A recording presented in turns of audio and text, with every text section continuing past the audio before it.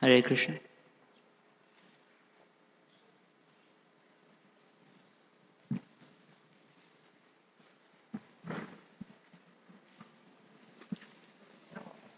Mic doesn't seem right.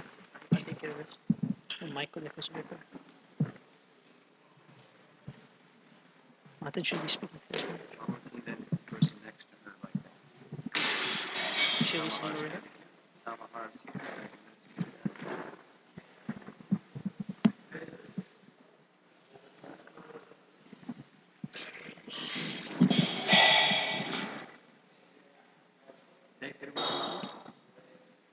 You're there. That's for a small table. Small table for Malati. Like a folding table.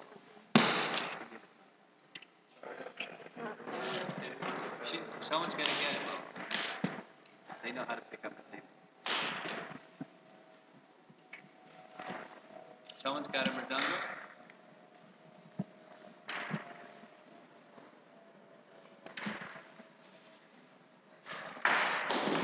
Want to sing Jai Radhamana? Here's the third cartels. Can you get the mridanga?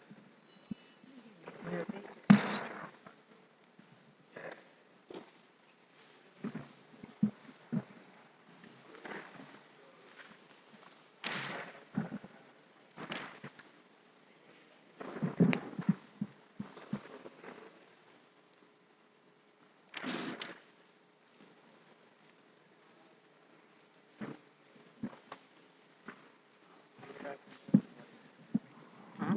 Why did you take the voice? It's not very reliable. See what I mean? It's not a good mic.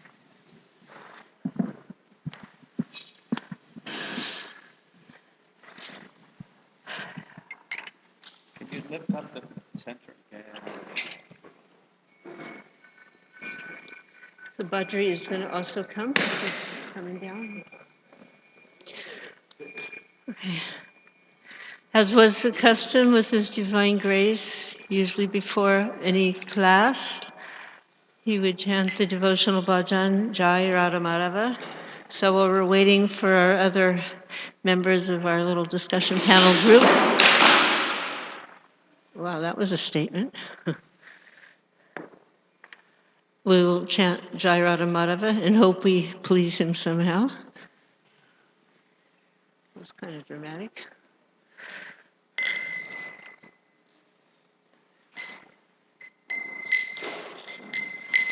Jai Radha Madhava Kunja Bihari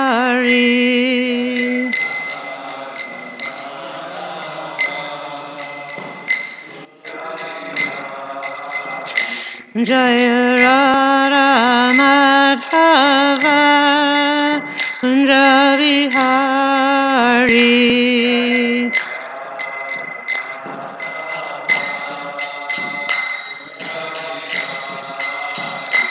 Jaya Radha Madhava Kunja Bihari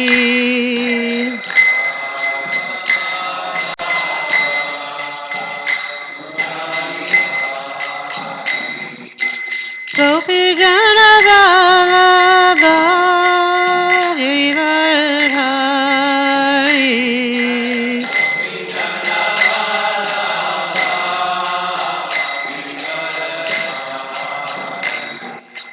Gopi Jana Vallabha Giridhari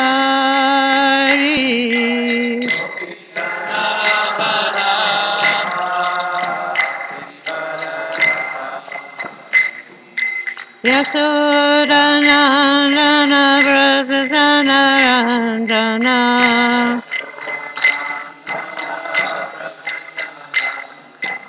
Yasodhanandana Vratasanarandana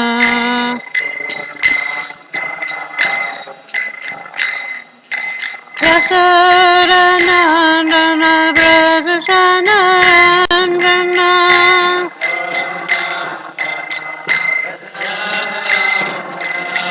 Yasodanandana Bratasanarandana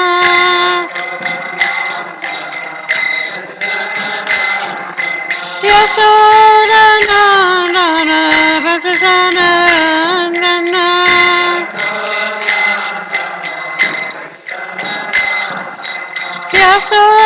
Yasodanandana Bratasanarandana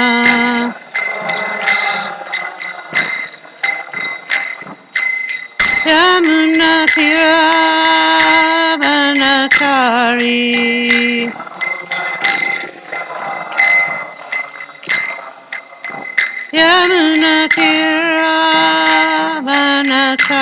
Yamunatiravanachari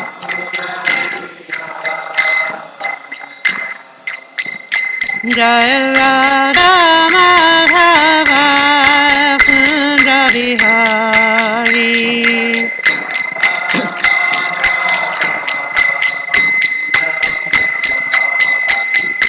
Gopi Jana Baba Girivardhari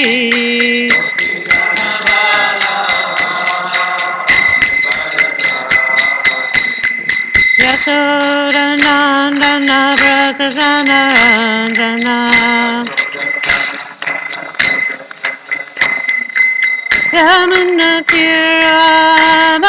Yamunatiravanachari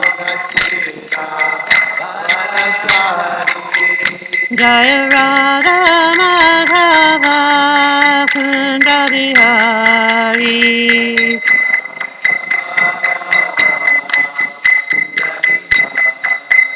Hare Krishna, Hare Krishna, Krishna Krishna, Hare Hare, Hare Rama, Hare Rama, Rama Rama, Hare Hare.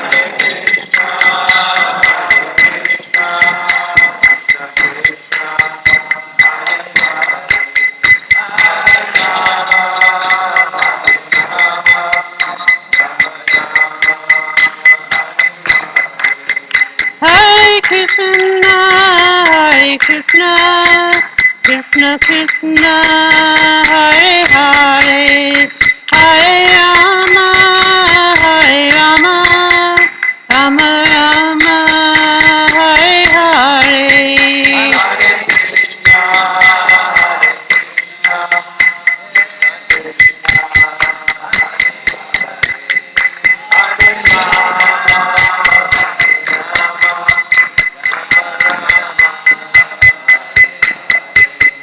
Hare Krishna, Hare Krishna, Krishna Krishna, Hare Hare, Hare Rama, Hare Rama, Rama Rama, Hare Hare.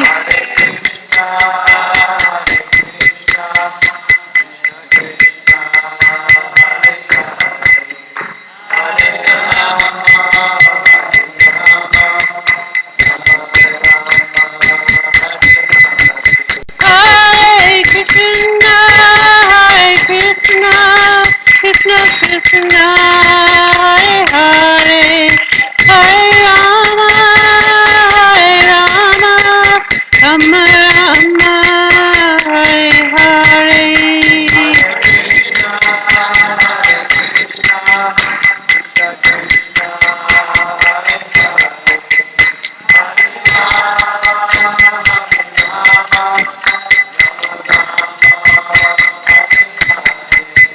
Jaya Prabhupada, Jaya Prabhupada, Jaya Prabhupada, Jaya Prabhupada.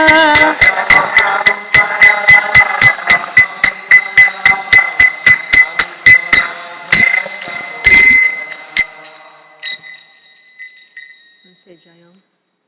Jayam Vishnupad Paramahamsa.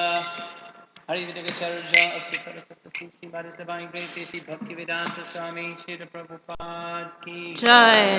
Ananta Koti Vaishnava Vrinda Ki Jai. ISKCON Founder Acharya Srila Prabhupada Ki Ki Shri Jai.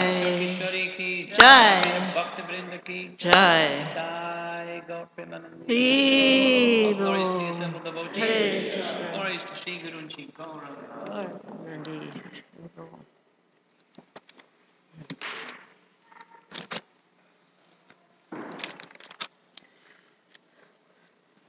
So we're gathered here this evening by the inspiration of His Holiness Prabhupada Maharaj, who came up with this concept of having the morning class become an expanded, like a seminar presentation, and then the evening presentation, which I understand are being somehow broadcasted. Is that correct? Are we live? Very good. Okay. Hello out there to our viewing and listening audience. So right now, joining me here is His Holiness Prabhupada Maharaj, Anuttama Prabhu, Tamahar Prabhu, and His Holiness Badri Narayan Swami. Soon to follow will be Gopinath Prabhu and Braja Mandali Devi Dasi, who are second-generation devotees born and raised in ISKCON. So the title, the theme, Personal Memories and Reflections of His Divine Grace Srila Prabhupada. And we're starting with Tamahar and then Anuttama and then Ramapad Swami. And I would appreciate if each one of you wouldn't mind giving a small self-introduction, particularly when and where you joined Srila Prabhupada and your initiation. Hare Krishna. Thank you very much, Malati Prabhu. I always find it a special honor and a privilege to be able to speak about Srila Prabhupada to any group. So this is something that I think we all enjoy very much.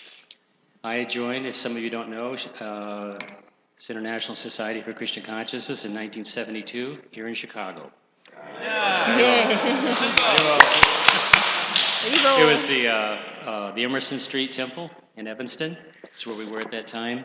I was only there a couple of years. So by that time, even by 1972, we didn't have so much access to Srila Prabhupada. He was traveling throughout the world, and it wasn't like it was when it was very small and just intimate disciples were around him. So most of my personal experience with Srila Prabhupada was visiting with him at different temples, about 6 different places I saw Srila Prabhupada, his lectures, went on a couple morning walks, a couple darshans, things like that. So I didn't have a great deal of intimate relationship.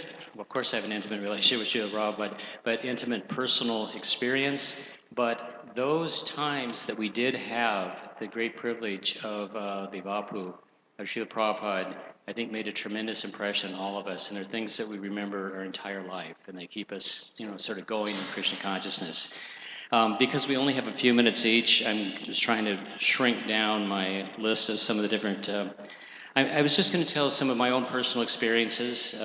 They're not like, tremendous, significant, but I found them important, and I think that every encounter with Srila Prabhupada gave us lessons, and we learned so much by how he interacted with devotees. And particularly, I found that Srila Prabhupada's compassion and his encouragement for all devotees was really amazing.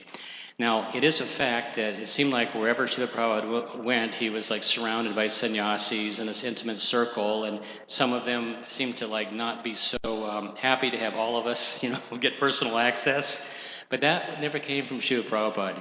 And there were so many times when Srila Prabhupada just showed so much mercy to everyone. And I'll give a few examples of that. When Srila Prabhupada went to San Francisco, remember that you probably have all seen that the movie where he's jumping up and down at the Rath Yatra celebration? Well, I was there. That was 74 Rath Yatra. We went out there, and it was very, very wonderful. But what I was going to tell about was during, I think, the class the day before, the day after, one of the problems we always had was at that time we had, our wives all had small children. And my wife had a baby daughter at the time. We were on traveling Sankirtan and, going out to San Francisco, and she was with me. And unfortunately, the child next to, my kid was being good, but started crying. So the sannyasi said, "Oh, the women and children have to leave," And my wife was devastated. Here she was, a chance to see her spiritual master, speaking, and she had to leave the room, and there weren't any speakers. So they're all back there, but finally, then the doors open. and some sannyasis come out and say, Srila Prabhupada wants all the children to come up. So, of course, Prabhupada always made these wonderful arrangements. And, of course, he used to give out cookies. So my wife went up there, with my baby daughter, Lalita, who's Lalita Saki now, and, took the cookie, and she couldn't quite handle it right, so Prabhupada took it personally and put it in her mouth. And you can imagine how ecstatic her mother was about that. It was like that made it all worthwhile. Then another time when we were in Miami in 1975, when Srila Prabhupada visited there, my wife brought our older daughter, who was about 6 or 7. She was like in the Gurukula, but she was home visiting from the Dallas Gurukula, and she was kind of artistic, but she made this painting, but it was very childlike, with like glitter, glue stuck on it and things like that. But it was a nice picture of Krishna in some pastime. Obviously a very childish work, though. So my wife brought, and by the way, I have my eternal gratitude I always want to express for Shruti Kirti Prabhu, because Shruti Kirti would let anybody in that he could. He was like the friend of all of us. He was Prabhupada's personal servant. And it was during the middle of the day, and everybody was gone. So my wife went up with my daughter. She goes, "Sure, go on in. He's not doing anything," So she gave Srila Prabhupada the drawing that she made, and Srila Prabhupada looked at it for a long time. And he said, "Very great art." Of course, it wasn't very great art, but it was Krishna, and that's, I think, why he thought it was great art, because here she was drawing pictures of Krishna. Then he said, and my wife said who she was and all that. Then of course, Srila Prabhupada says to my wife Mantrini, he says, "And who are you?" And she says, "I said the stupidest thing I ever did." She says, "I'm her mother." She didn't even say her name, but they say that you feel like a fool in front of your spiritual master. I can absolutely attest to that. We usually always not only felt like fools, but we acted like fools. I remember that particularly in Washington, D.C., in Potomac, when Prabhupada came in 1976. There's many, many great stories about that time when Prabhupada went down to see the fireworks, and so many things happened there. But those are a lot of stories there. And, what was I going to relate about that? We had made Prabhupada ice cream a couple times before, and he liked it. So my wife made this mango ice cream for him, and we handmade, and I went out and bought all the stuff, and she made it. And I brought it into Srila Prabhupada, kind of got through the phalanx of, all the high security, it wasn't Shruti Kirti this time, it was people less friendly. and so I brought the ice cream, and they said, "Oh, Prabhupada just had ice cream." They had flown in ice cream on dry ice from New Vrindavan cows. Now, how am I going to top that? I told this in New Vrindavan. They didn't like. I don't know if they like this story or not, but I like it. And the Prabhupada said, "What flavor is it?" And I said, "It's mango, Srila Prabhupada." He says, "Oh, bring it here." I knew that Prabhupada liked mango particularly, and that would get him. So he took it and he ate the mango ice cream. And he said, "This is the best one." And he said, "This is better than Bengali ice cream." Now, I don't even know if they make ice cream in Bengal, but I knew it was a compliment. Yeah. But anyway, and he said, "Bring it every night." And I was very happy to oblige in that. Yeah. And then this is the extent of my deep conversations with Srila Prabhupada. It's about things like ice cream. And anyway, this was very significant. He said, "What is it made from?" And that's when I became a complete fool. I forgot. I had bought, it was really tough. I think it was milk, cream, and mangoes and sugar, and I had bought the ingredients, and I just sit there blank. Well, finally I remembered, but there was something about, at least for myself, I just felt always so stupid and unworthy around Srila Prabhupada. It's almost like it was difficult to even act like a normal human being sometimes because, I was just so in awe of him and everything. But that was a real nice visit there, so we continued that. And I'm kind of in the mood here of the women and children, so kind of like showing how Srila Prabhupada really did give special attention, to everybody, and he always made them always feel particularly special. And that's kind of why I'm just doing these kind of pastimes now, this sort of theme. And I'll finish with the last one in another one in Miami. I think I told this one in Atlanta, but anyway. All the Sankirtan devotees, we were all out on Sankirtan, just the women and children were left. And Aviram, the temple president, was taking Prabhupada for a walk. This was the old Coconut Grove temple. It was very beautiful grounds, and they were walking all over. And I'll just tell one quick story on that, a little aside here. Where he was staying had like a dirt backyard, because it's hard to grow in the coral reefs and all the trees and everything's hard to grow grass, so they rake leaves all over it. So Prabhupada immediately says, why don't you rake your leaves? And Aaron says, well, because we can't grow grass. Prabhupada looks up and down the street. All the neighbors have grass growing. Says, the neighbors can grow grass, but you can't grow grass? He nailed us all the time. You couldn't get away with anything with Srila Prabhupada. There was a few more that he nailed us on that trip too, but I won't go into them. Anyway, he's thinking, oh, well, I'll tell you one quick one. We hadn't been distributing books, but we knew how important that was to Srila Prabhupada. So the month before Srila Prabhupada came, the temple president ordered 10,000 back to Godheads, and we were passing them out real quickly. And so Prabhupada's first question when he came up to the airport to the temple president was, how are my books being distributed? We distributed 10,000 back to Godheads. No big books? Nailed him, Anyway, it was kind of funny. But anyway, on this trip that was going around the tour, my little daughter Lalita, not the one with the painting, my middle daughter, was in a stroller. She was under 2 years old, and she had always seen pictures of Prabhupada. She knew that was Prabhupada. But in her little brain, she could figure out, this is different. This isn't the picture. This is really him. This is the real person. And so she kept saying all through it, she kept going, Prabhupada, Prabhupada, Prabhupada, and pointing at him. And finally, this trip is ended. Prabhupada's walking up the steps to go to his house. He turns around and says, who is that child calling my name? And my wife thought, hey, this is her big chance, And so she held her up.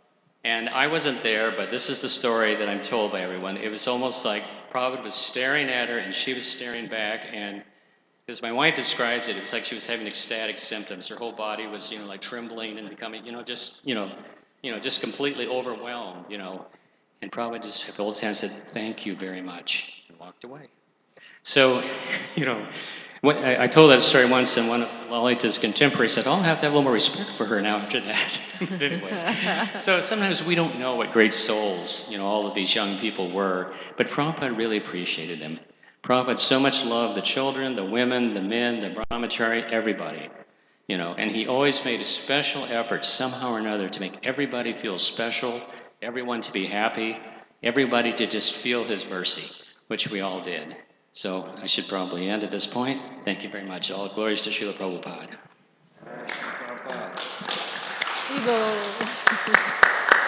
Thank you very much. So, my name is Anuttama Das. I became a member of ISKCON in 1975 in Denver, Colorado, and then was initiated by Prabhupada in 1976 and then 77. And I'm speaking next just because I have another call. Otherwise, I'd wait to the end and hear all these wonderful stories because I have a different perspective on the topic in that when I became a devotee, Prabhupada, this is 3 or 4 years after Tamahar, and Prabhupada was just, he's doing his world tours. There were a lot of devotees, and it was very rare. I think kind of the people came a little after me. Many of them never saw Prabhupada at all. I was actually only saw him during the Mayapur Vrindavan festival in 1976. Otherwise, I wouldn't have seen him. By the grace of my aunt, who loaned me the value of my motorcycle so I could pay for a ticket to go to India. So God bless her. I think she went someplace special. We had to sell it. She loaned me the money, and then I sold it. Yes. Oh, yeah. Yeah, paid her back. Yeah, paid her back. Because then, as a book distributor, there was some system you get credit for whatever amount of money, a certain percentage is put aside. So I didn't have quite enough. So I had to make up for it. But yeah. So, yes. Yeah, it was so very much worth it. But, so I never went on a morning walk. I just kind of struggled with the other 800 of us or whatever it was in the hot, sunny, crowded temple rooms at Vrindavan and Mayapur to stay awake to hear a few lectures. I don't remember any of those directly. But, so I think in a sense, my story a little bit kind of serves as a bridge to many of you here and future generations, really that Prabhupada can be experienced, and we can serve and surrender Prabhupada just as much now as we could have when he was physically present. And I think the fact is that all of you can know more about Prabhupada than people at that time did who were physically present with him, except for maybe one or two secretaries that travel with him all the time. You know, he'd show up in LA and everybody get pretty extensive relationship or time with him, and then he'd, go somewhere else, and then you really wouldn't know much more. So when all the biographies and the diaries are coming out now, a lot of devotees that maybe were with Prabhupada, in India, had no idea what was going on in South America. Now you can read biographies of devotees that were there in South America and South Africa and with Prabhupada in various places. So there's actually more of a chance now to really hear about the variety of Prabhupada's pastimes and like how he had all these really wonderful exchanges, like Tamahar was saying, than there was then. So we should never think that, okay, it's always wonderful to hear devotees that directly had that association with Prabhupada. We should never think, well, they had Prabhupada's association, I can't. And we all know that Prabhupada explained, and the previous acharyas explained, Vani is more important than Vapu. So that's something that's always there. And I think it's especially important that we have the opportunity to hear from devotees that had so much association with Prabhupada, and also to remember as time goes forward. I mean, I think Malati's been organizing these probably for the last 5 or 6 years at national meetings. She always tends to take the lead and pull these together. And it won't be too many more years before there'll be less and less people that can have these presentations. It's just a matter of time. I can remember as a child growing up in a nominally Christian family, watching every Christmas, there'd be one less relative there, one more empty chair. And of course, without having a devotional perspective, wondering what the heck went on and why aren't we talking about that person anymore. But in a real spiritual way, physically at least, there's going to be less and less devotees to be able to talk about Prabhupada's association. But we should be very careful to not let that mean we talk about Prabhupada less, or we don't remember Prabhupada even more, and that to think that we don't have the opportunity to associate with Prabhupada, because we definitely do, you definitely do, your kids, your grandkids, everyone has that opportunity. And we're seeing more and more and more, and hopefully continue in the future to really see that Prabhupada is the glue that keeps us together. He's the Acharya, he's our founder, he's the one that wrote our books, he's the one that created the whole morning program, he's the one whose Murti is here and will always be here.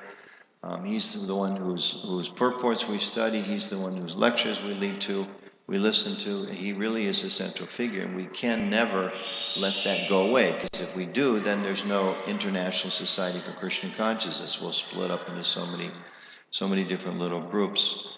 And I was thinking, I actually went in, you weren't there where you stayed. Remember years ago, I was there doing work at the desk or something. You used to have a little quote there, I think it's from Gandhi, saying something to the effect that if you really want to honor, I'll paraphrase, if you really want to honor a man, it's not about making a statue for him, it's about fulfilling his mission. Is there an exact quote here? It's create a association or assembly of persons who exemplify the teachings of that great person.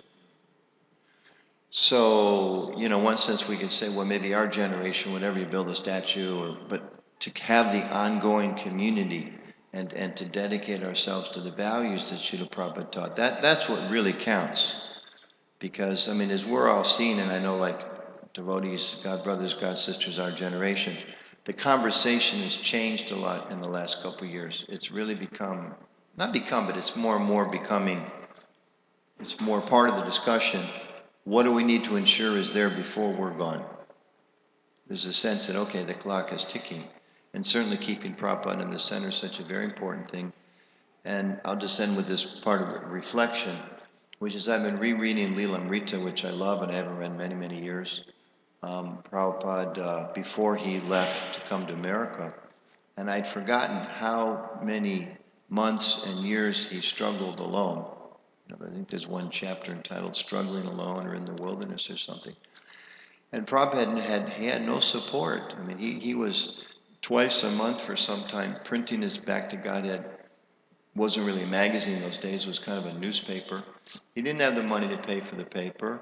He'd go to see the printer in the morning. The printer would ask him, Swamiji, have you eaten? And Prabhupada would say, no, it's okay. And he'd say, no. And he'd go get him something to eat. And then Prabhupada would personally go through and correct the proofs before they printed. And, the man that printed said sometimes he didn't have the money to pay for the paper. So he said I would give him the paper. I couldn't do it every time. I'm in business, but sometimes I would give him the paper. And he would ask him, why are you doing this? And he's printing 1,000 copies and walking around town, sitting down in like a 1954 version of Starbucks in India, and just sit down next to somebody he doesn't know and try to sell him this magazine for 6 paisa, I think. 6 paisa. And then he had a little extra money. He was sending them to VIPs, and I think he sent some even around the world. And just struggling alone. No help whatsoever. And that's made me reflect a little bit about, and we see later how grateful Prabhupada was for his disciples, and even those that didn't become disciples who came forward to help, and how much more grateful Prabhupada is for each of you, and how whatever little bit we can each contribute is so important. Because Prabhupada is, one elderly renunciate in India struggling with nobody to help him because of his devotion and his conviction, his determination. So much has happened. But as he said many, many times, a lot of it, it's happened because so many came forward to help. So it's not that just we're helping, you're all helping. And your kids and your grandkids and your disciples and grand-disciples in the future are going to help. And every one of us has a relationship with Prabhupada, and every one of us, the contribution matters, and every one of us can make a big change in the world by the blessings of Prabhupada if we keep him in the center. So, thank you. Srila Prabhupada ki jai.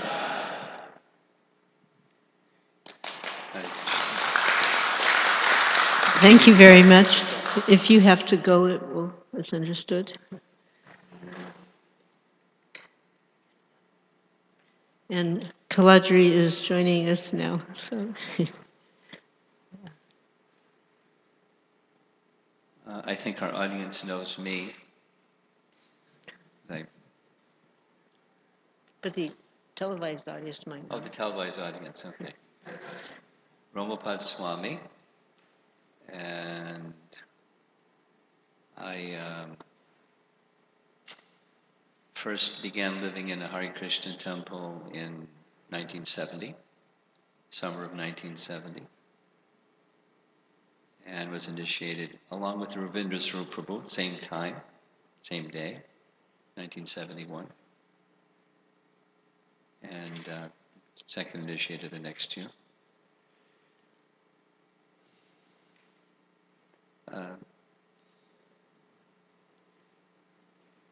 Malati has had the most associations, so we'll give Malati the most time. She tells Prabhupada stories very, very wonderfully. Just following this mood of how Prabhupada extended care, I'll narrate 2 things. One was the result of a morning walk conversation, so a morning walk in Mayapur, where, as you've been hearing, largely the sannyasis would attend the morning walk activities, and a few others would somehow manage to, I can't even remember what their criterion was, but if you were bold enough, I guess you got to go along or something like that. And one of my godbrothers, Bhagavat Prabhu, who was going along with the walk, when he was on the walk, he had stepped on something like a thorn. And when he came back, Prabhupada had the system of, when he came before the deities in Mayapur, he would circumambulate around the altar. And when he came around from the backside of the altar, there was a bell. It was an ecstatic ritual that somebody would be holding the rope, and they would hand Prabhupada the rope, and he'd look around and ring the bell. And everyone would dance and dance and dance, and he'd smile and hand the rope back to that devotee, and he'd go smirk, fold his palms and go around the altar again, come back around. And it was like an ecstatic ritual. And then he would go, after 3 times, he'd go sit on his Vyasasan. And, jubilant devotees jumping in the air and having, wonderful time singing Guru Puja's song. And next to him, over by the side, it wasn't as high as our Vyasasan here, but it was, a little raised area. Prabhupada noticed that Bhagavat was limping. So right in the middle of, being glorified as, Jagat Guru Srila Prabhupada, he called Bhagavat over and, asked him, just leaned over and asked him what was wrong. And he said he had something in his foot, and so he wasn't able to dance. Prabhupada reached into his pocket, had some rupees, wrote on a piece of paper some prescriptions so he could take care of his foot, right in the middle of Guru Puja Kirtan, and sent him to go take care of it. Tell him, you report back that you got the medication, right in the middle of Kirtan. Srila Prabhupada ki. And similar but different, Yashodanandana, then Swami, was on a morning walk along with a group of us. This was in Vrindavan. And those of you that have been in Vrindavan can't imagine what it looked like before it looks like today. It was just agricultural fields in all directions. Now it's noise and commotion and buildings and smells and carbon monoxide and horns. But so the procedure was Prabhupada would come from his quarters, where his samadhi is. There wasn't a samadhi then. He would walk through that area, out the main gate, make a right-hand turn, and walk down about some distance, a mile, mile and a half, 2 miles, whatever it was. And one of his favorite places was, after some clearing, then there was a grove of trees. Familiar? Remember? So, and then Prabhupada liked just walking to the grove of trees. There was like a little path. And one particular morning, he was in a particular mood. The mood was, what a wonderful place is Vrindavan. One can live very simply in a renounced life, just depending upon Krishna, thinking of Krishna, depending upon nature. And he walked over to a tree, and there were some pods growing from the tree. He said, are these edible? And started pulling on them. And then we just kept walking. And, whatever nature supplies, a sadhu can live. We reached an area where it was kind of like a drop-off. And over on the other edge of the drop-off, there was a little cottage where a couple lived. And he said, see, they have a cow. And if the sadhu goes there in the morning at milking time and he has his pot, they'll gladly give him some milk and some roots and some simple edibles, and that's it for his economic solution for the day and the rest of the day, thinking of Krishna, how nice it is to live simply in Vrindavan. So he was going on like that. And then, I don't know if it was purposeful, I took it as purposeful, right in the middle of this, his mood, because his mood carried everybody when he was in a certain mood. He suddenly turned to Brahmananda and said, did you receive the $50,000? Did you check the color proofs? Did you make sure you do like the business part of things? And then 180 degrees, then he was back into how simple it is to live in Vrindavan. And Jasodanandana started hopping on one foot. And Prabhupada stopped and said, why don't you wear shoes? Well, I didn't have time to get my shoes, Prabhupada. The morning walk was going out right. You should wear shoes. You come into a place like this, you should wear shoes. And he said, yes, Prabhupada. So he was concerned. He was all the while concerned about our welfare, certainly. At the same time, the association I had was he was always instructing. Every moment, every circumstance was an opportunity to impart an important lesson of one kind or another. what I recall at the end of that particular morning walk was as we were approaching back to the gate, you could hear the kirtan. And Prabhupada looked around and said, "Where are the devotees?" Because there were very few of us on the morning walk. And hearing the kirtan, apparently, thinking of the devotees again. So then he stopped, put the cane down, and said, when there's opportunity for association with the spiritual master, one should take the opportunity for his association. This is called Vani. And then he went on and said, when there is Vani, there is also, Vapu. When there is Vapu, there is also Vani. And of the two, Vani is more important. So even if there isn't Vapu or physical association, one should be hearing from the spiritual master. He looked around, make sure we registered, and then lifted his cane and off he went.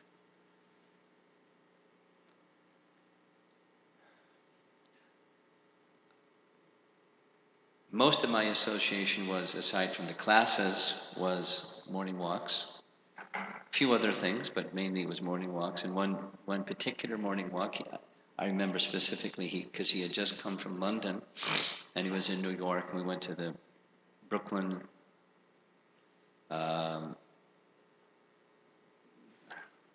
can't even remember the name of the park.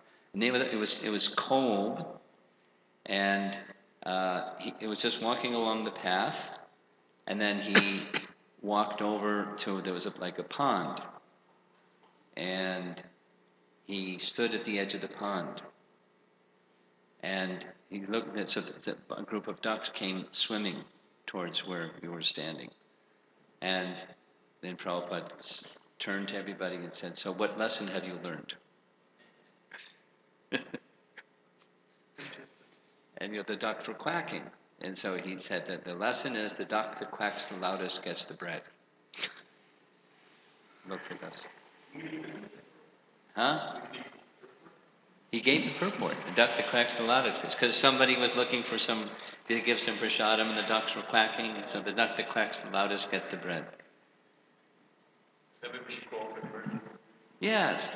One who calls for mercy gets the mercy. And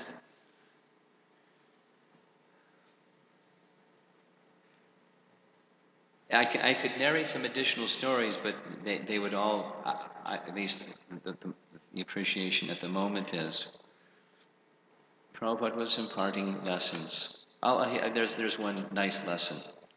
There's two. In the Henry Street Temple in Brooklyn, we now have a different location in Brooklyn, but at the time when Prabhupada was there, it was a rented building, a double brownstone building, and the temple room was on one side, just like a little walk up, and then the temple room on one side, and the other side of equal size was Prabhupada's quarters. So at that time, there wasn't a BBT, it was ISKCON Press, because ISKCON Press had moved from Boston to the Brooklyn Temple because there was more space, but the press devotees worked over at Tiffany Place because it was less expensive and kind of like a warehouse type of place. So they did especially the artists did their work. So the artists, Prabhupada would come once a year and they would bring their artwork, and Prabhupada would reciprocate with them to encourage them.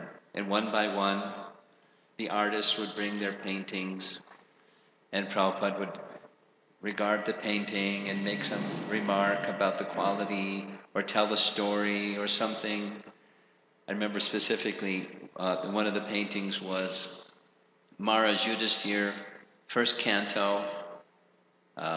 When the Pandavas retired timely, as a repainting of the first canto, showing Yudhisthira Maharaj with a danda heading for the North Country. And Prabhupada explained the Brahmanas accept sannyas. The Kshatriyas, when they renounce their kingdom, they don't accept sannyas. You painted him with a danda, they don't accept danda. He said, but it's okay. And like that, he was just just saying funny things and happy things, and the mood was joyful. And so when Prabhupada laughed, Everybody in the room laughed. Even he would tell a Bengali joke that nobody understood the meaning of the joke. Just his laughter was so joyful. Everyone laughed. Looking at Malati because she's had a lot of experience like this. And right in the middle of this joyful moment, because I was seated like as close as where you were, and Prabhupada pressed the buzzer on his desk, which was a signal for the person that was over, his servant over there in another room, to come and attend to something that Prabhupada wanted. And as that person was coming in the room, I won't give the name, Prabhupada thundered like, I don't even remember what he said because I just like shut down because the mood was just the opposite, and all of a sudden it was this. And I found out later that the person was in big Maya, and Prabhupada was chastising this. He was chastising him because to get him out of Maya. I don't even remember what it was. He needed to do something. He hadn't done something. He hadn't done it timely, and Prabhupada blasted him. And as soon as he walked out of the room, it was joyful, jolly, happy, like it never happened. And I felt Prabhupada was like a Kshatriya that took his sword out of his sheath and showed it and waved it and put it back. He wasn't, my appreciation was, he wasn't controlled by anger by any means. He was using it in service for a particular need, for a particular devotee, in a particular requirement to help that devotee. Because that I found out later what kind of Maya that devotee was in, and he was in big Maya, and he needed, bang on the side of the head, so Prabhupada gave it. We didn't know what was going on. We didn't need to know what was going on. Whatever Prabhupada did was just fine. But it was kindness, and he could use whatever was appropriate kind of kindness for the circumstance to help bring the devotee closer to Krishna. Srila Prabhupada ki jai. Now what's next? Thank you very much, Maharaj. Hare Krishna. How long do we have? I don't mind, just tell me what to do. We have until 8 o'clock, so there's you, there's I'll try to be Kaladri, and then there's two young people in the back that they've agreed to share their experience in Krishna consciousness. And So my name is Bhajanarayan Swami, and I first saw Srila Prabhupada in 1969, summer of 1969. Devotees told me, they said, Prabhupada is like a swan. I was thinking, long neck? I was trying to figure what. Must mean graceful, So, I'm just thinking what. So, Prabhupada was living in Los Angeles. He'd just gotten the temple. Actually, there was one wave, about 3 months, that Prabhupada was staying. He was finishing Krishna book and Nectar of Devotion, and the temple was in La Cienega. And so we would drive up every Monday night, and Prabhupada would give class, an intimate group like this. And then we moved into the Watsika temple. I was in Laguna Beach at the Laguna Beach temple. Later on, I went up as a brahmachari up to the LA temple.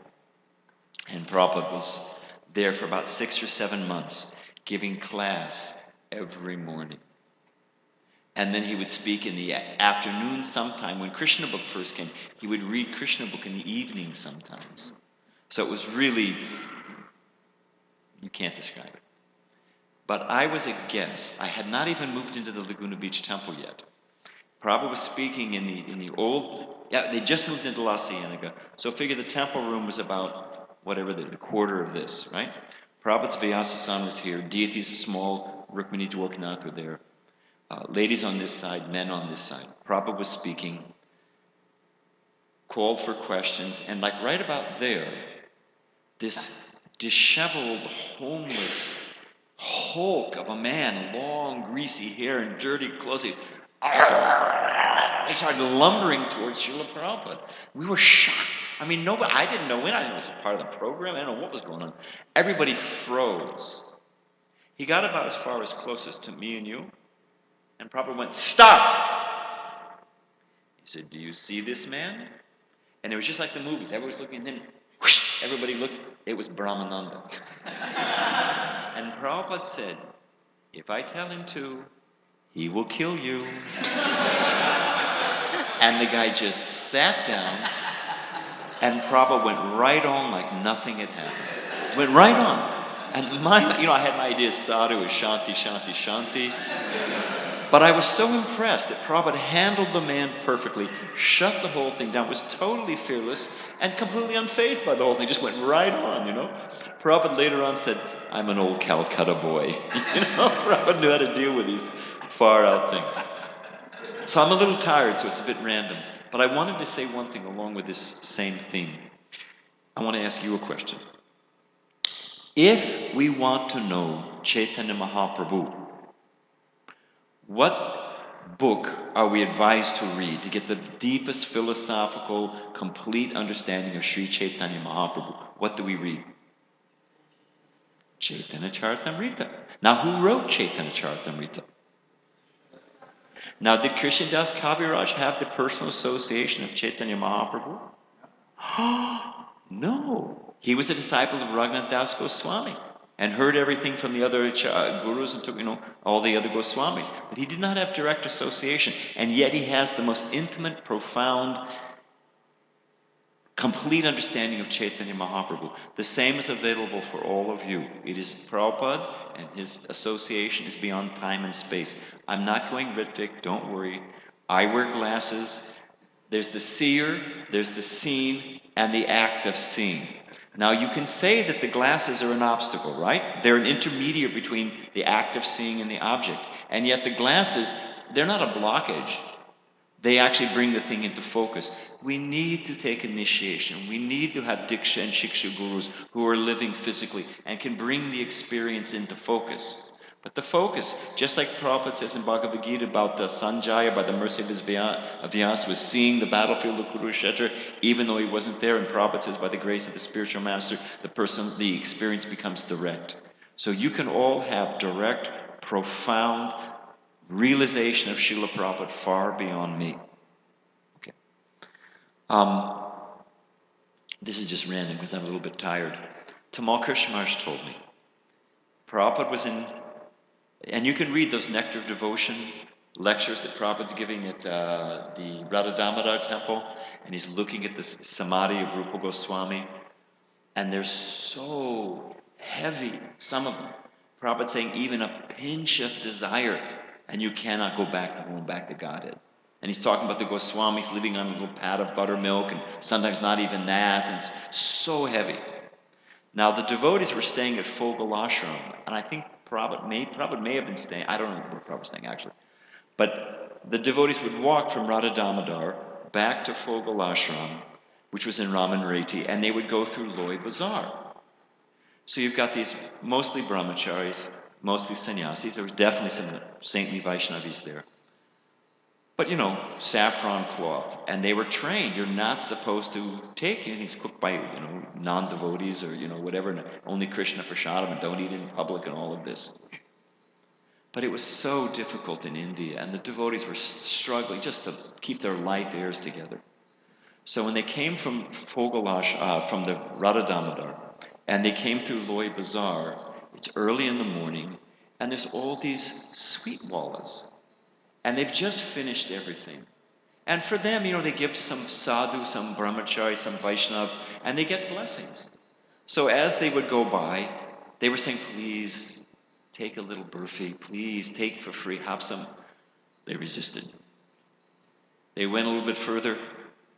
Next shop, Wallace said, please, it's nice, para, take a little. They wavered, but they pushed forward. The last guy, hot jalebis. And he's, an elderly Vaishnava, he's got a Sika, he's got a picture of Prabhupada. He says, I'm a life member, please take some. And they all broke down. So you've got this line of sannyasis and brahmacharis, and they're all taking these hot jalebis. Right around the corner, sure enough, comes Srila Prabhupada and his little ambassador. And anyone who knows Vrindavan, I mean, Loy Bazaar, I mean, there's nowhere to run, nowhere to hide. So the devotees are lined up, and they were just thinking, well, all right, Prabhupada's been speaking, and here we've embarrassed him in public. We can't even follow his words for 20 minutes. And they just folded their heads and just let it come on our heads, just whatever it is we deserve. Prabhupada came, signaled to the driver to stop, rolled down his window, leaned out to the devotees. They're thinking, well, here, Prabhupada Maharaj gave an example. Prabhupada could be like one of those summer squalls, just. So they said, okay, here it comes. Prabhupada said, Bengali sweets, essential to life, and drove on. Don't imitate, I'm just saying, So, Prabhupada would go on his morning walk in Los Angeles, sometime in Cheviot Hills Park, and then sometimes he'd go to the... And then we would all gather around the devotees who went and hear what they said. So some of you know Nayana Baran. To give you an example, instead of offering a flower one time, for the arti, he decided to offer a 4th of July sparkler. Quite an eccentric fellow, Prabhupada said, no. Prabhupada said, it should have some fragrance. Or a flower, So somehow or other, you can hear the tape. He's stuck on this thing about yoga. And he's saying, Prabhupada, can we practice Hatha yoga? Prabhupada said, it's not so important. Prabhupada kept walking. Then finally he says, Prabhupada, can we practice Hatha yoga? Prabhupada said, you can do, what is it called? And he went like this. Have you ever seen the Indian army or military, they do jumping jacks, So he relegated Hatha yoga to this You want to do some exercise, but it's not going to advance your spiritual life. But, fine, do jumping jacks, Hatha yoga, I don't, whatever. Again, Nayana Brahm came back at it again, a little bit later and said, but Prabhupada, if we practice Hatha yoga, this and that. Prabhupada said, do you see Brahmananda? Everybody looked at Brahmananda. Prabhupada said, he doesn't practice Hatha yoga, and he can snap you in half. Prabhupada kept right on walking, So just, I guess I'll tell 2 more and then I'll be finished. And I'll end with one from here in Chicago.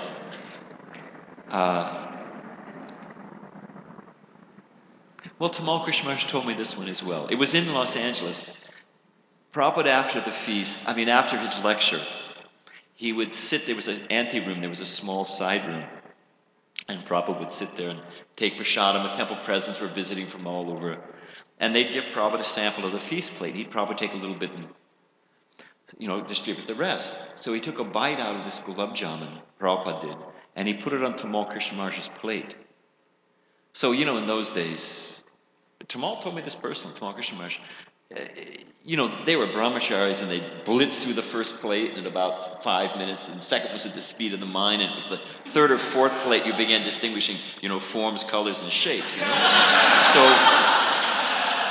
So every plate he was transferring very reverentially this gulab jamun that Prabhupada had given him with a bite out of it. You just imagine.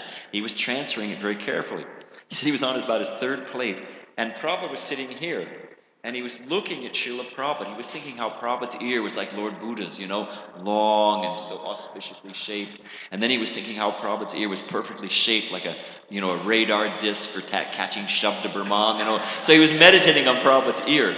And this devotee named Jai Gopal, who was quite a character, Jai Gopal reached over and grabbed off Tamal Krishna Maharaj's plate and swallowed the gulab jamun.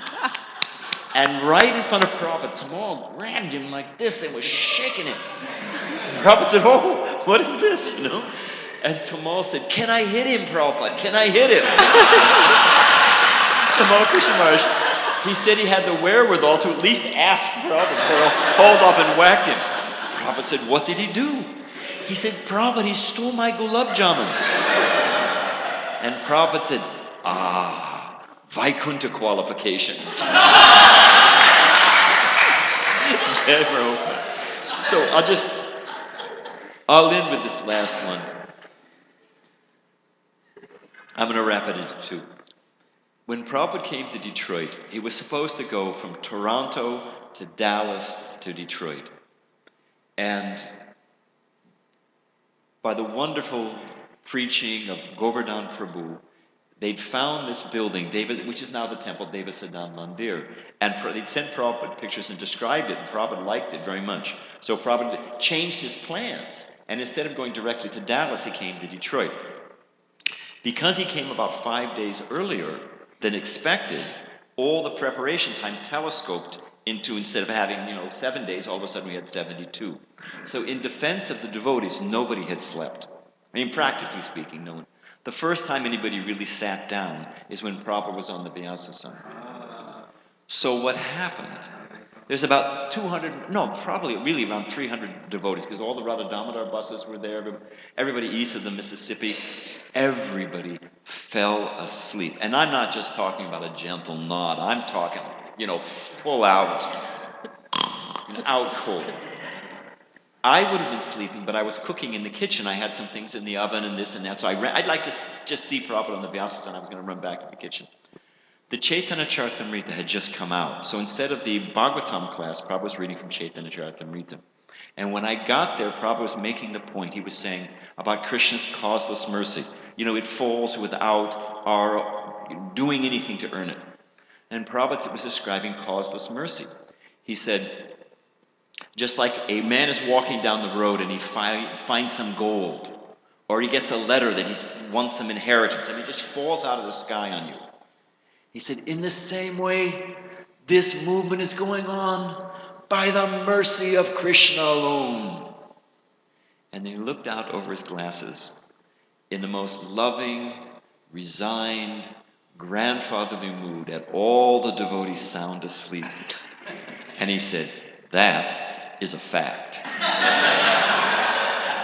So it was really sweet. And the last thing, here in Chicago at the old temple in Evanston, I think the temple president was maybe Sri Govinda, or might have been Uddhima Shlok. But there was a balcony like this in the mezzanine. And he was designing it so that his idea was when Prabhupada came in, he'd shower flowers. All the devotees. And we did a whole test, check, check, check, and we would paper mache or, confetti to time it, so they would all be falling around Prabhupada. You don't want it to go too soon, you don't want it to go too late. I mean, he was a tight guy. We trained everything, right? So on the appointed day, and there was a signal, when Prabhupada's car was there, and he was right at the steps, when he was walking, there was a whole system. So, sure enough, on the appointed day, Prabhupada arrives. He's walking up the steps with all the big, Brahmananda and all the big sannyasis and this and that. And there was some innocent Vaishnavi, some Mataji, with a little baby. And who Prabhupada's got? She came outside to see Srila Prabhupada. And the steps, there were steps going down. And all of a sudden, there's Prabhupada coming right at her with all these sannyasis and this, and she froze like a deer in the headlights. And sannyasi, Prabhupada, perfect gentleman, stepped back and opened the door and gestured for her to go in. Because she was obviously freaked, Prabhupada just, but here's the blissful part. So she walked in, everyone thought it was time, and all these flower petals fell on her. And Prabhupada could immediately, who didn't miss a thing, Prabhupada just started doing those belly laughs. Prabhupada laughs. Prabhupada, his whole frame was shaking. That was the funniest thing. Because he immediately could understand what had happened. So, all glories to Srila Prabhupada.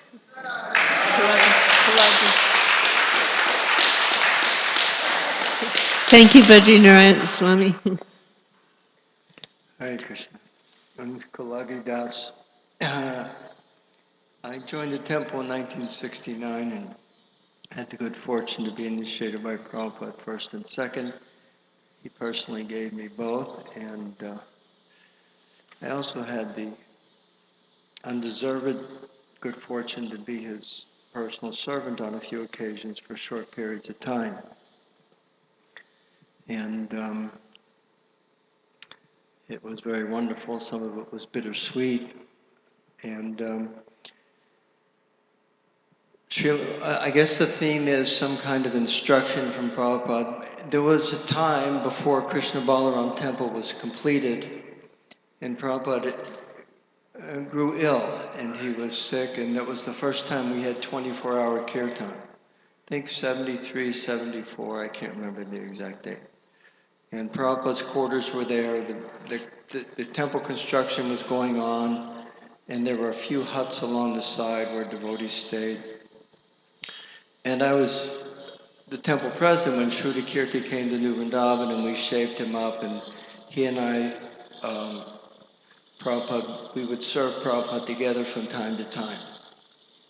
And Shruti Kirti became sick at that time, and so I was staying doing the service of Prabhupada, and Prabhupada also became very sick. So I was sleeping, Prabhupada's bed was there in Vrindavan, and I would sleep right beside his bed, and he would call me, and he was very frail, he was sick, and I would walk him to the bathroom. And in Vrindavan at night, the power would go out, so the fans wouldn't work, and so inside would become very hot. So Prabhupada would want to be moved out to the veranda on the porch, and so I would take Prabhupada and step by step walk Prabhupada to the outer bed. Then I'd have to run in and get his pillows and get some sheets. And so I'm rushing to do this because Prabhupada is standing, leaning against the wall. And I'm all of a sudden hurrying, moving this and moving that to make comfortable for Prabhupada. And all of a sudden I hear very quietly, "Do it nicely." Prabhupada, even though he saw I was in a hurry, he wanted everything done just right, nicely. And there was no circumstance, even for his own comfort, that he didn't want me to do it just nicely. What you see, these carvings were done by a Ranchabai Mistri in Mumbai. And at New Vrindavan, we found him, and we consigned him the first carving. It was the altar for Radha Vrindavan Chandra. And so I was the temple president then.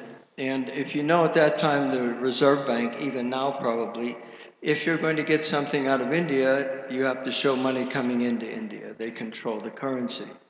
Well, the currency, the donations from the devotees in India were paying for the Sringasan. And I had to get the Sringasan finished and completed and back to New Vrindavan before Prabhupada came for Janmashtami. So it was a difficult task.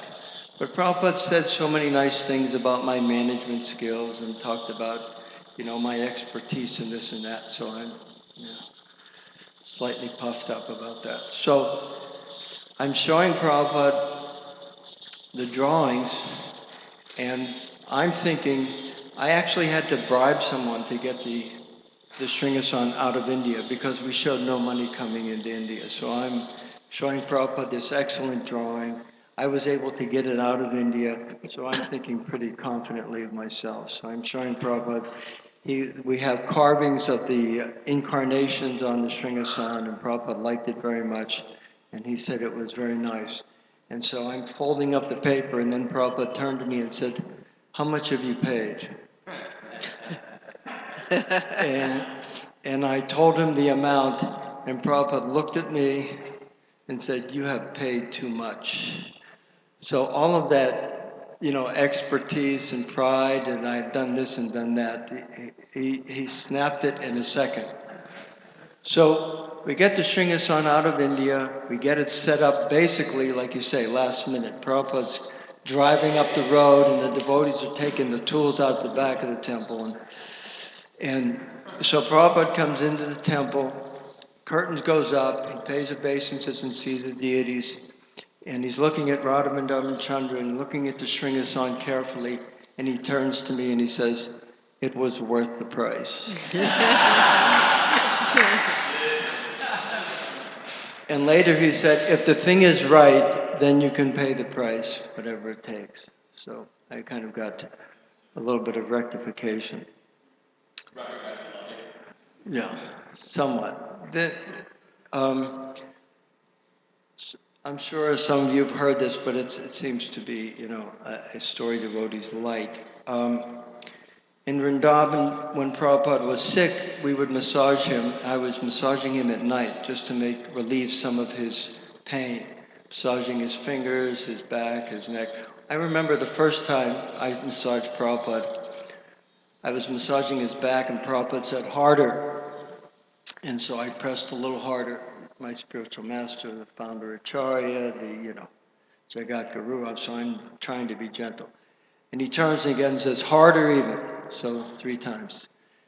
And so he kept saying harder, and then he finally turned to me and he said, do you know what hard means?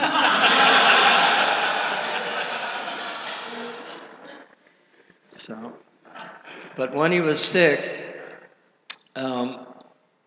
he had a very large bed, so we would climb inside the mosquito net to massage Prabhupada, try and make him feel better, rub him with powder and certain things, just to try and relieve some of his, the pain and whatever he was feeling.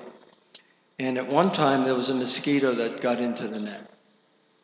And the mosquito buzzed around, and I went to grab for the mosquito, and Prabhupada said, stop. And so I'm thinking in my mind, whoa, even the mosquitoes are liberated souls in Vrindavan. You cannot hurt even a mosquito in Vrindavan. So I'm thinking that way. So I go back to massaging, and the mosquito landed on Prabhupada's leg, and Prabhupada went like this. And he turned to me and he said, he has attacked me, now you can get him.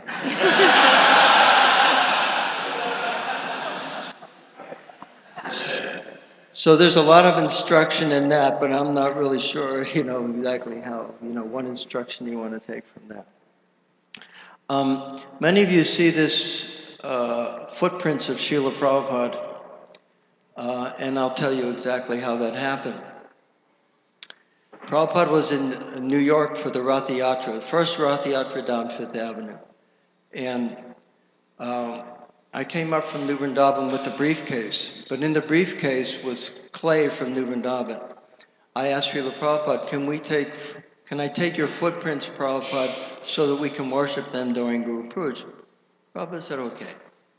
So I opened the briefcase, took the slab of clay from New Vrindavan, covered it with talcum powder, and I asked Prabhupada, I helped Prabhupada, please step on the clay. So Prabhupada stepped on the clay, then he stepped off the clay. And I looked, and I didn't see any footprints. So I was thinking, what kind of mystical Prabhupada stepped on the clay? There's no footprints to show he stepped on the clay. And then, then my practical mind as a temple president and said, oh, I'm sorry, Prabhupada, let me soften the clay, and so we can do it again. And Prabhupada said, okay. So Prabhupada went to take prasadam, and we added water to the clay and massaged it, made it much softer. So I brought it back in after Prabhupada was done prasadam, covered it with talcum powder, and Prabhupada stepped on the clay. And this time, I took every toe and pressed it into the clay. Every toe individually, and I pushed his heel down. And then Prabhupada stepped off. I saw he had the indentation, and I dusted his feet off. Prabhupada then put on his clothes, went down and climbed on the Rath Yatra cart and went down Fifth Avenue. So that original clay we took back to New Vrindavan. We made molds, and what you see here is the castings from that very mold of Prabhupada's lotus feet. We kept the clay, and if you go to New Vrindavan, you'll see in a glass case there's gray clay with some talcum powder and Prabhupada's feet. So we can say that there's actually the dust of the lotus feet of Srila Prabhupada, guaranteed. So he gave so much mercy to us all, and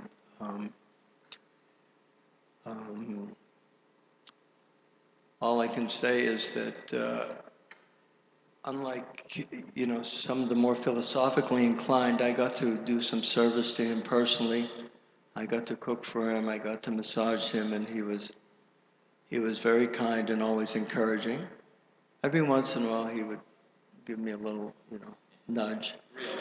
But, so he must have understood I'm not very philosophically inclined and a bit sentimental, so I got the worship of his divine body. All glories to Srila Prabhupada.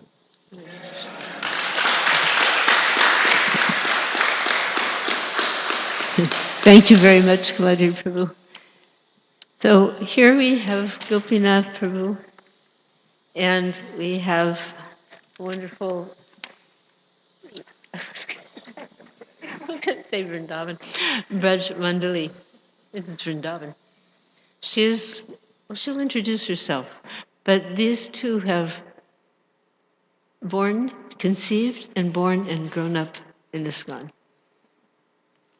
Hare Krishna.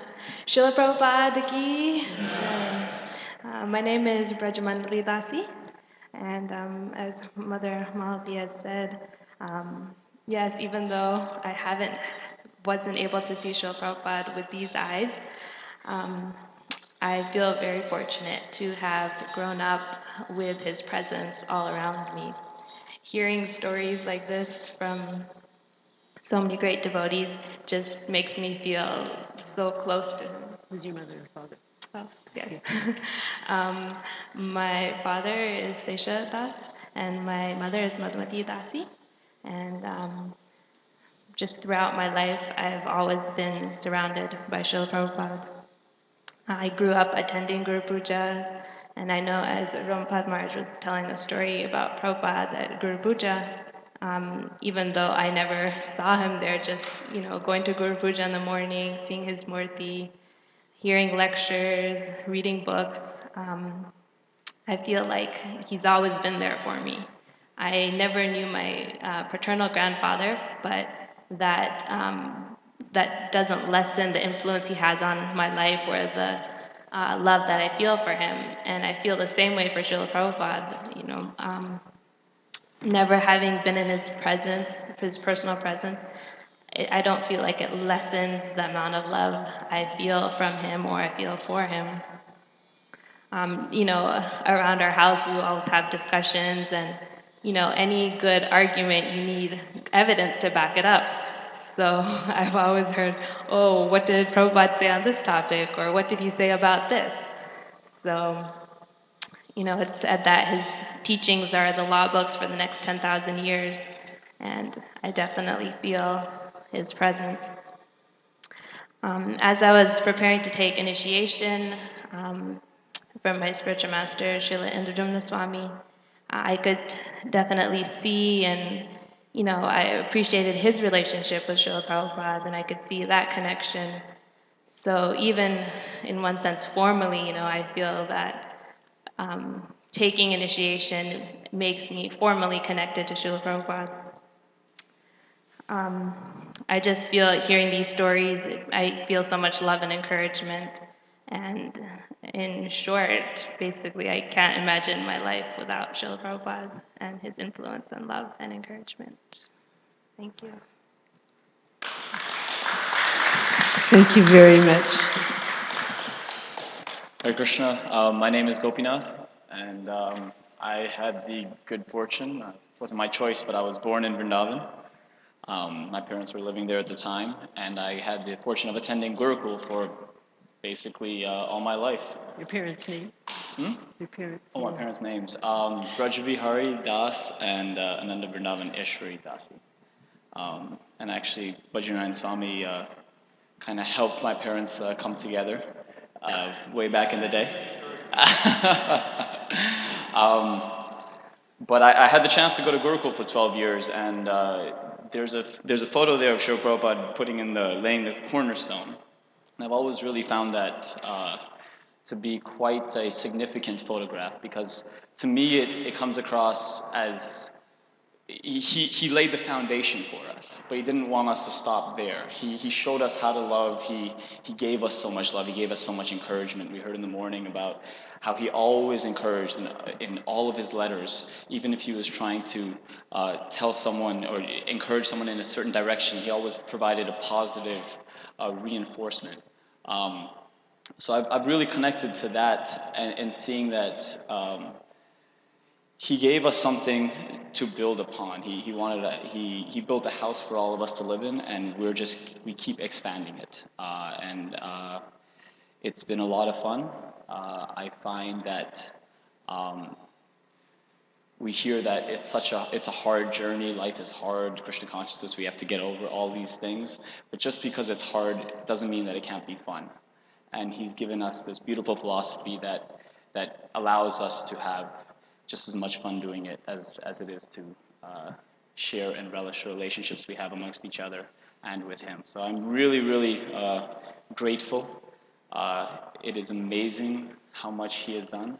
Just one man and all of these temples, communities, lives affected and changed, and how many smiles he's put on people's faces. That's always really beautiful to see every day at a temple. So, yeah, Srila Prabhupada ki. Thank you very much, Gopinath. So our session is, we have 6 more minutes. So I will, my name is Malati Devi Dasi, and I was initiated in the first initiation in San Francisco, January 17th, 1967, by the grace of Srila Prabhupada, who was present. And a week later was, by his grace, married with my husband Shamsunder. I'll tell something that relates to this temple and my service to Prabhupada.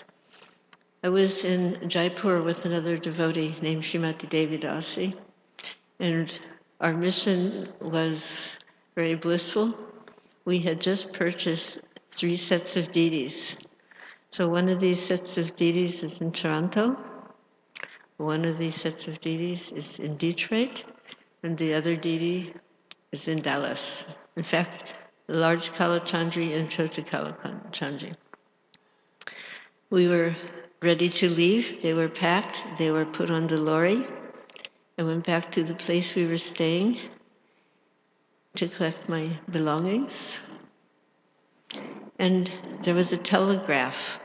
In these days, we messaged by telegraph. So it came on a yellow sheet of paper. And it was addressed to me. And it just said, "Bring deities large, A.C. Bhaktivedanta Swami."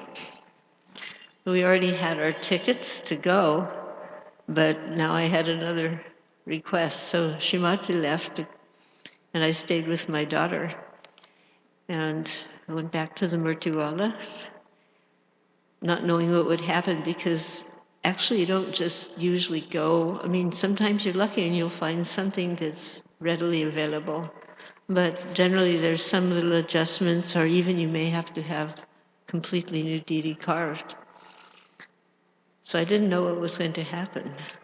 But by Krishna's mercy, in a very quick way, I found beautiful Radha and Krishna deities, which I personally packed because I'd been taught how to pack so that they wouldn't break in transportation. And my daughter and myself and the 2 boxes of deities, we went together on a lorry, one of those great big huge trucks, from Jaipur, an all-night run to Bombay, and arrived at Juhu early in the morning. Now, Juhu at that time wasn't built. We were living in tents. So it was, and they weren't like very elegant tents. They were just kind of sprawling mosquito nets, basically. So the devotees weren't expecting me to arrive in a big truck. And, they were kind of looking startled that I was there with these 2 big boxes. And all of a sudden there was a message. Prabhupada wanted me to come. He somehow heard I had arrived. He wanted me to come into Bombay. We were about to have our second big, large Pandal program in Bombay, and Juhu, being undeveloped and so far away from center town, was not convenient for him to go back and forth. So he had a very nice situation by the grace of one of our life members in a nice place called Seaface Park. And another good friend of the temple had a relative who had departed, and that relative's flat was unoccupied. And these were substantial people, well-to-do, so when I say flat, it was quite a substantially nice place. So I arrived with the deities. I was driven by Mahamsa, who had been an early devotee. He'd come from a Parsi family, and he eventually had taken sannyas. But at that point in time, he was still brahmachari, and we had an old taxi cab that the meter wasn't running anymore, and he drove us in that. So when we arrived, the deities were put in the, still in the, they had been out of the box.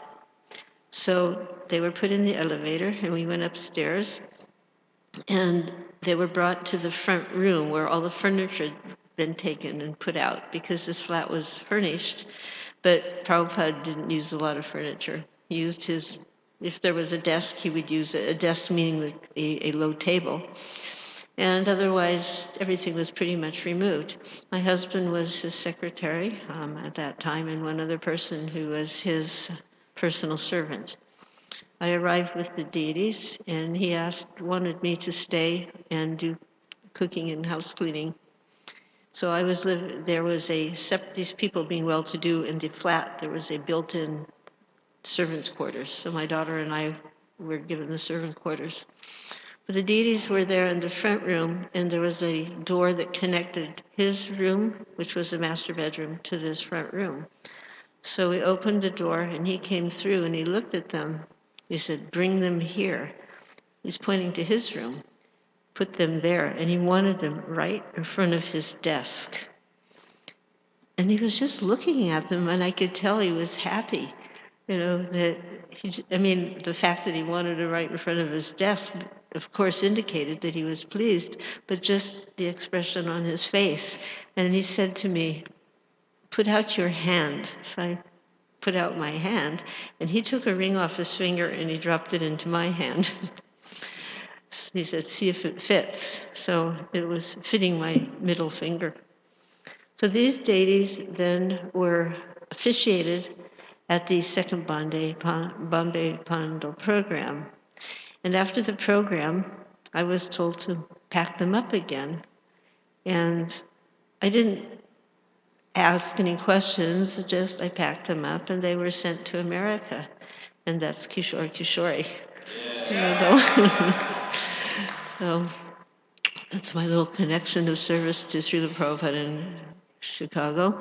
And as most of you who are connected to the temple know, when Prabhupada was asked, why did Radharani's name come second, because mostly it's Radha Krishna, Prabhupada said, "I was saving the best for last."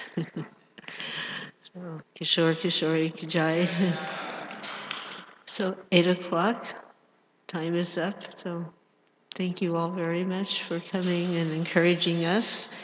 And thank you too, because someday we won't be here, but this katha should continue.